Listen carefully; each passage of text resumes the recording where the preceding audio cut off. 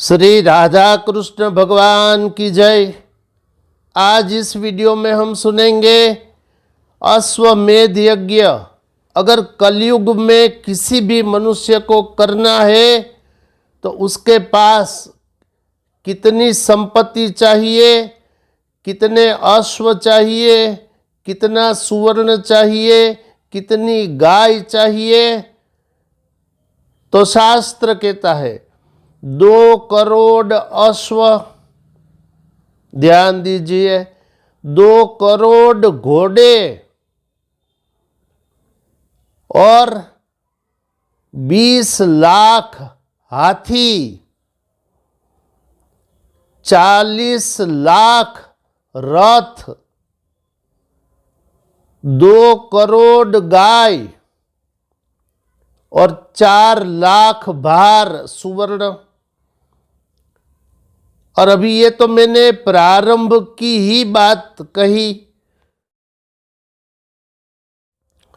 अर्थात जो मनुष्य अश्वमेध यज्ञ करेगा उसे प्रारंभ में ही इतनी दक्षिणा देनी है ब्राह्मणों को। और ब्राह्मणों की संख्या सुनिए, ब्राह्मणों की संख्या चाहिए 20,000 ब्राह्मण।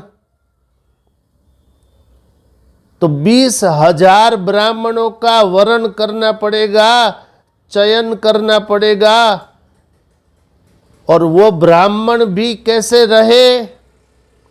वेद शास्त्र के निष्णात, पारंगत, कुलीन, पवित्र और तपस्वी ऐसे ब्राह्मण होने चाहिए 20,000 की संख्या में। और प्रत्येक ब्राह्मण को, ध्यान दीजिए, प्रत्येक ब्राह्मण को दक्षिणा देनी है यज्ञ के प्रारंभ में। और आगे वीडियो देखिए, मैं बोलते रहूंगा, आप सुनते रहिएगा।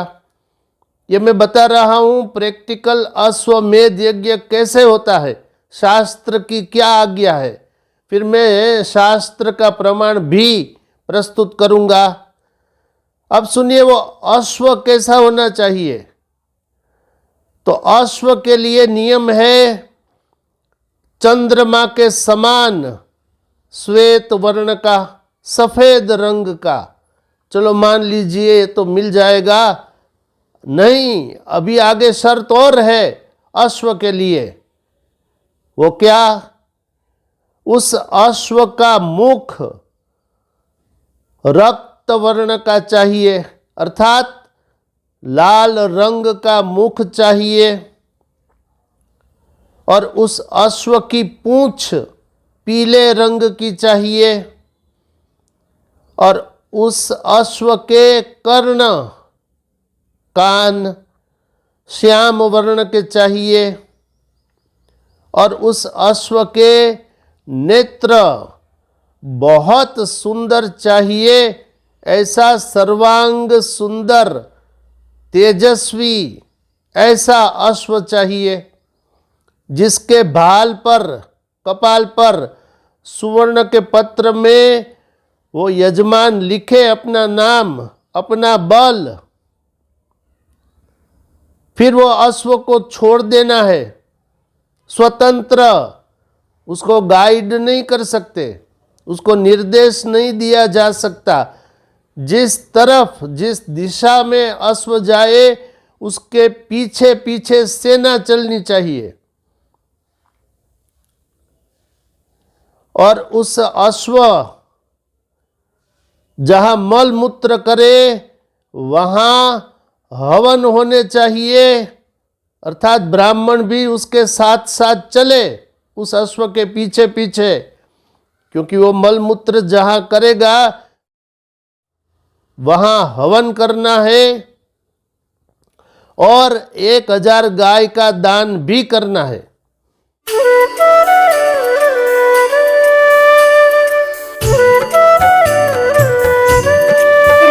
और वो अश्व चैत्र मास की पूर्णिमा तिथि पर छोड़ना है। अस्तु।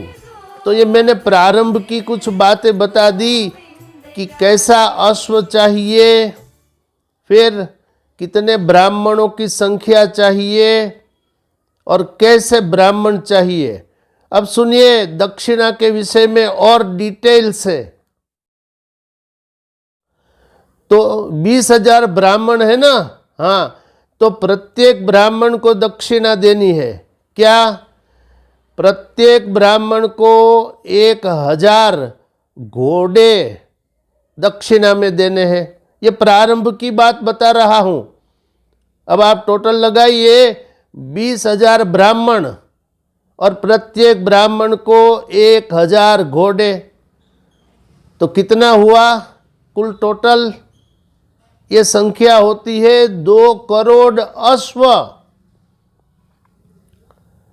फिर प्रत्येक ब्राह्मण को 100 हाथी दान करने हैं। तो 20,000 ब्राह्मण है और प्रत्येक को 100 हाथी दक्षिणा के रूप में देने हैं। तो कितनी हो जाएगी हाथियों की संख्या? 20 लाख। फिर 20,000 ब्राह्मण है ना, और प्रत्येक ब्राह्मण को रथ देने हैं कितने? 200। तो 20,000 ब्राह्मण और प्रत्येक ब्राह्मण को 200 रथ दक्षिणा के रूप में दान करे तो संख्या हो जाती है 40 लाख। और प्रत्येक ब्राह्मण को 1,000 गाय का भी दान करना है। तो 20,000 ब्राह्मण और प्रत्येक ब्राह्मण को 1,000 गाय का दान। तो गाय की संख्या कितनी हो जाएगी? 20,000 गुणा 1,000, तो वो हो जाएगी संख्या 2 करोड़, अर्थात 2 करोड़ गाय। और 20,000 ब्राह्मण है और प्रत्येक ब्राह्मण को 20-20 भार सुवर्ण देना है। वो वजन का एक अंक होता है प्राचीन काल में। तो एक ब्राह्मण को 20 भार देना है सुवर्ण। तो 20,000 गुणा 20 भार, तो ये हो जाएगा 4 लाख भार सुवर्ण। और ये सब दान जो मैंने बोला अभी, वो यज्ञ के प्रारंभ में ही देना है ब्राह्मणों को, और यज्ञ संपन्न हो जाए फिर वो भी देना है। वो कितना देना है वो आने वाले वीडियो में जानेंगे। अभी तो अश्वमेध यज्ञ का प्रारंभ करने के लिए कम से कम इतना चाहिए, फिर आगे और हिसाब है दान दक्षिणा का, सेना की संख्या का। तो ये सब बात मैं बताऊंगा शास्त्र के प्रमाण सहित अगले वीडियो में। देखते रहिए मोरे श्याम चैनल। ऐसे ही धर्मयुक्त प्रवचनों के लिए इसे लाइक, शेयर, कमेंट, सब्सक्राइब अवश्य करिए। शेष फिर कभी। बोलिए श्री राधा कृष्ण भगवान की जय।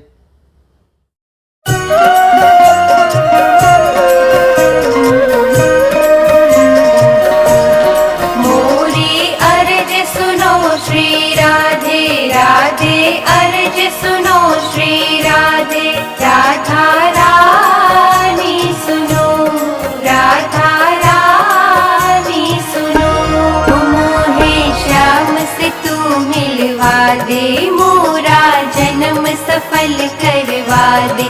राधा रानी सुनो, राधा